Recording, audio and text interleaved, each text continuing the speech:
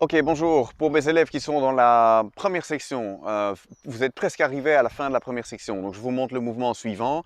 On avait vu lors du dernier cours par vidéo interposée, on avait vu l'enchaînement des brossés du genou. Donc, on avait vu brosser du genou, reculer, jouer du pipa, brosser du genou, partir de l'autre côté et puis revenir sur le côté brosser du genou à gauche, brosser du genou, reculer, jouer du pipa, brosser du genou. Donc aujourd'hui, on va voir le mouvement suivant qui est un petit peu plus complexe, donc soyez bien attentifs.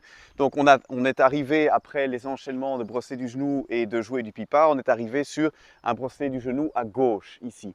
Ce qu'on va faire sur ce brosser du genou, on est presque à la fin de la première section. Vous allez former le point comme ceci, tourner le poing vers le sol, donc comme ceci, en tournant la paume gauche. Là, il se passe trois choses en simultané. Donc une fois que vous avez formé le poing comme ceci, vous allez tourner le poing vers le sol, ouvrir la paume gauche en même temps vers le ciel et ouvrir le talon gauche de 45 degrés. Donc, je vais détailler un peu parce qu'il y a pas mal d'infos ici.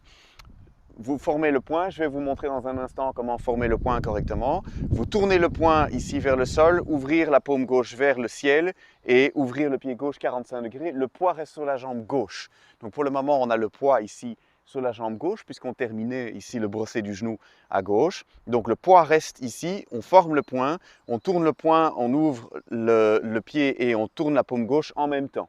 D'accord? Alors, pour le point, je vais me rapprocher un petit peu, comme ça vous voyez comment est-ce qu'on fait un point de Tai Chi Chuan. Le principe du coup de poing Tai Chi Chuan, c'est qu'on va fermer les doigts comme ceci et poser le pouce ici sur la deuxième phalange de l'index. Paume, comme ceci. Ce qui fait un petit U. Le principe de ceci, c'est de forcément pas laisser le pouce en liberté parce que vous risquez dans un choc de casser le pouce. Ça, c'est comme dans beaucoup d'arts martiaux. Et alors, par contre, ce qu'on ne fait pas, c'est forcément on ne le met pas ici à l'intérieur parce que dans l'impact, ça va casser le pouce, mais on ne le ferme pas non plus complètement comme ceci, comme dans certains arts martiaux, parce que ce qu'on veut, c'est privilégier l'étirement du méridien du poumon qui se trouve ici dans le pouce. Donc ça, c'est le coup de poing, le point du Tai Chi Chuan. Je vous le montre par l'autre côté. Alors, on ne serre pas très très fort.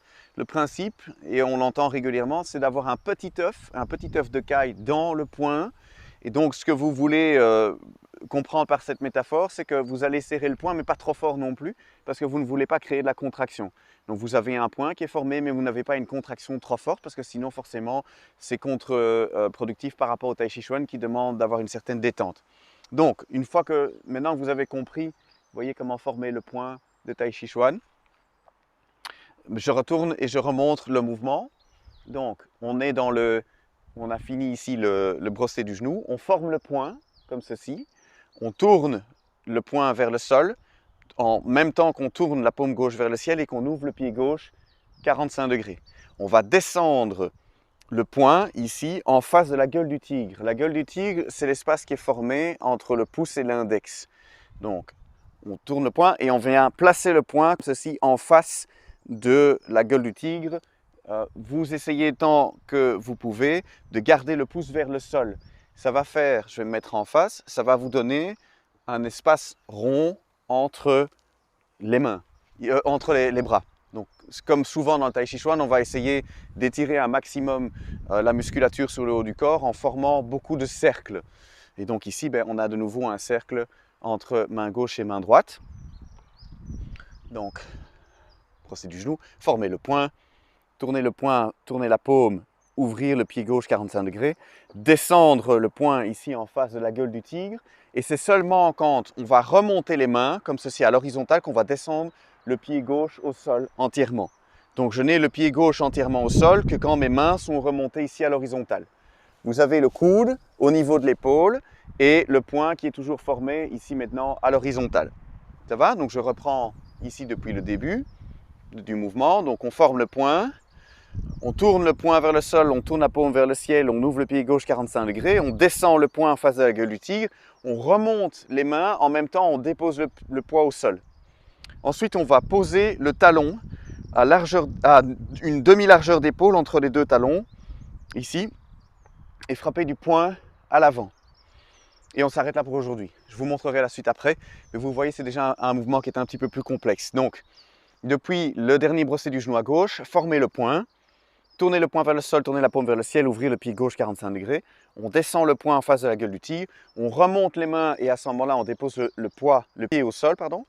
Et puis on va donner un coup de talon et un coup de poing en même temps à une demi-largeur d'épaule ici devant. Donner du poing et du talon vers l'avant. Ça va?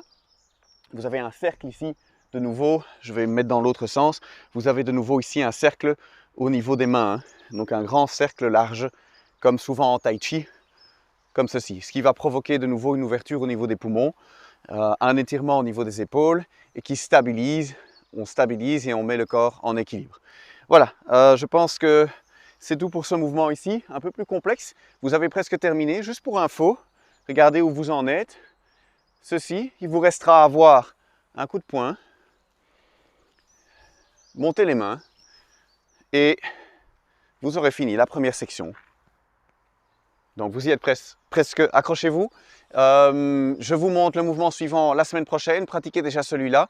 Chaque jour, je poste un mouvement supplémentaire, mais plutôt au niveau des étirements et des échauffements.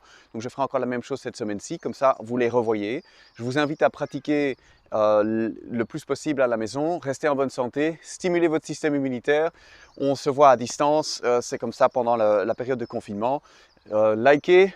Mettez vos questions dans les commentaires, partagez les vidéos, ça me rend service également aussi et ça peut rendre service aux gens qui pourraient profiter de ce temps de confinement à la maison pour apprendre quelque chose d'aussi fascinant que le Tai Chi Chuan. Merci beaucoup, je suis content d'avoir vos questions par commentaire. Pratiquez bien, restez en bonne santé, on se retrouve bientôt.